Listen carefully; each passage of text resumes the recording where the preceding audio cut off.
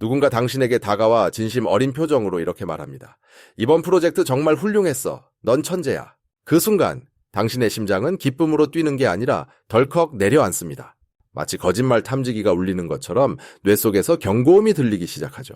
칭찬은 고래도 춤추게 한다는데 왜 당신에게는 칭찬이 춤이 아니라 공격처럼 느껴질까요? 이건 당신이 지나치게 겸손해서가 아닙니다. 당신의 뇌가 스스로를 지키기 위해 필사적으로 방어하고 있는 중입니다. 우리는 어릴 때부터 칭찬을 받으면 감사하다고 말하라고 배웁니다. 그게 사회적 예의니까요. 그래서 당신은 겉으로는 웃으며 아니에요, 과찬이세요 라고 말하지만 속마음은 전혀 다릅니다. 상대방이 나를 놀리는 건 아닐까? 내가 모르는 실수를 비꼬는 건 아닐까? 의심부터 듭니다. 혹은 그 칭찬이 비처럼 느껴져서 빨리 뭔가 더 보여줘야 한다는 압박감에 시달리기도 하죠. 사람들은 이런 반응을 보고 겸손하다고 평가하지만 사실 이것은 겸손이 아니라 자기 검열에 가깝습니다. 겸손은 자신의 가치를 알지만 낮추는 것이고 당신의 반응은 자신의 가치를 믿지 못해 거부하는 것입니다. 이 미묘하지만 결정적인 차이가 당신의 인간관계와 자존감을 갉아먹고 있습니다. 그렇다면 왜 긍정적인 말이 당신의 뇌에서는 부정적인 신호로 처리되는 걸까요? 단순히 자존감이 낮아서라고 퉁치기에는 우리 뇌의 작동 방식은 훨씬 더 정교하고 기계적입니다. 오늘 우리는 그 기계적인 원인을 파헤쳐 볼 겁니다. 방어라는 이름의 시스템을요. 심리학에서는 이를 자기검증 이론으로 설명합니다. 쉽게 말해 사람은 자신의 믿음을 확인받고 싶어 한다는 뜻입니다. 우리는 칭찬받고 싶어 한다고 생각하지만 사실 뇌는 칭찬보다 예측 가능한 정보를 더 좋아합니다. 만약 당신이 스스로를 부족한 사람이라고 굳게 믿고 있다면 뇌에게는 이것이 진실이자 안전한 상태입니다.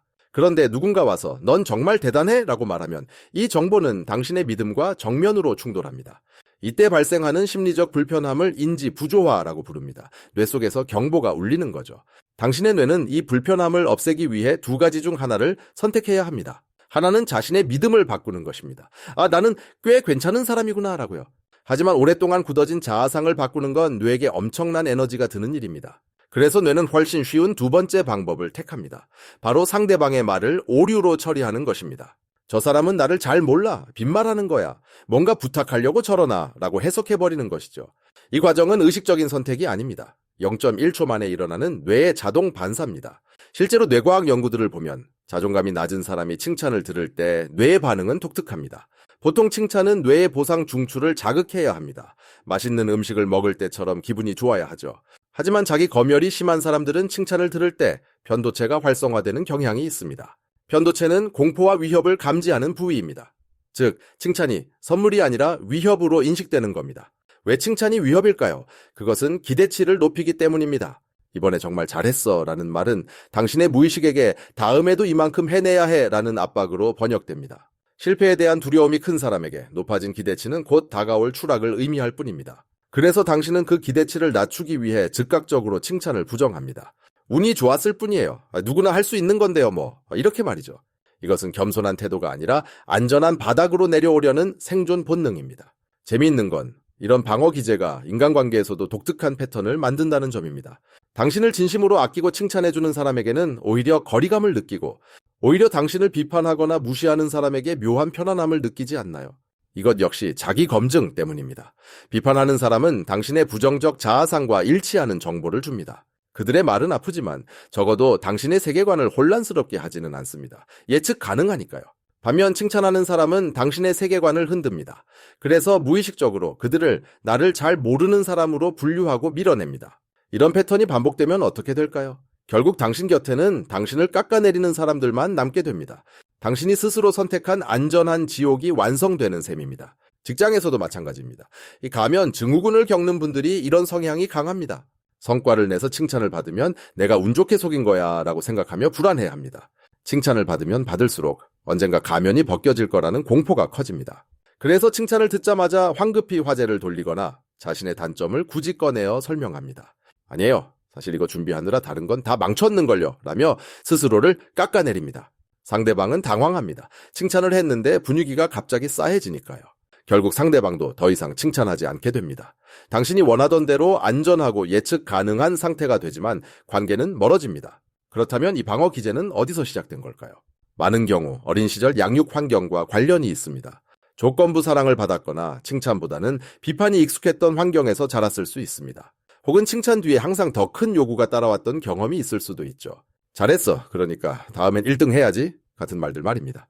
이런 경험이 쌓이면 뇌는 학습합니다. 칭찬은 곧 부담이다. 칭찬은 통제 수단이다.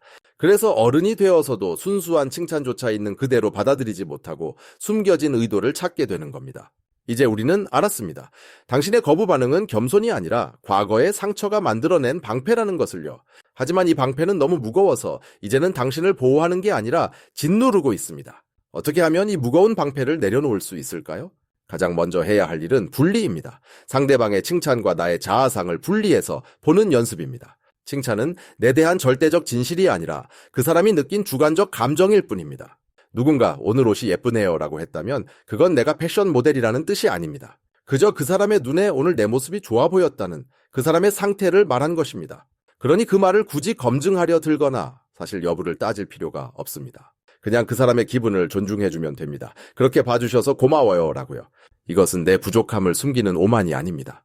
상대방의 호의를 거절하지 않는 배려입니다.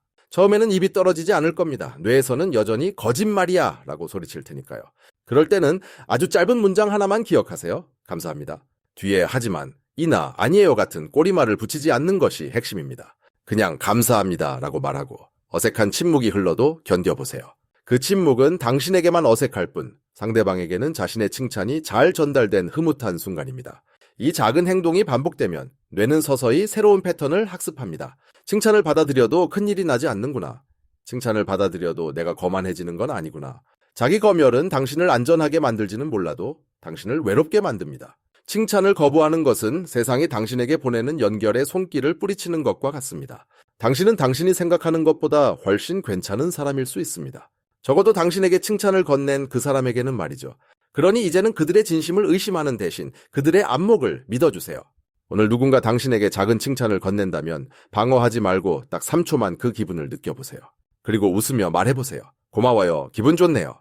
그 한마디가 당신의 뇌를 바꾸고 당신의 관계를 바꿀 시작점이 될 것입니다. 겸손은 미덕이지만 자기 비하는 습관입니다. 이제 그 나쁜 습관을 끊어낼 때입니다. 당신은 칭찬받을 자격이 있습니다. 당신의 뇌가 뭐라 하든 간에 말이죠.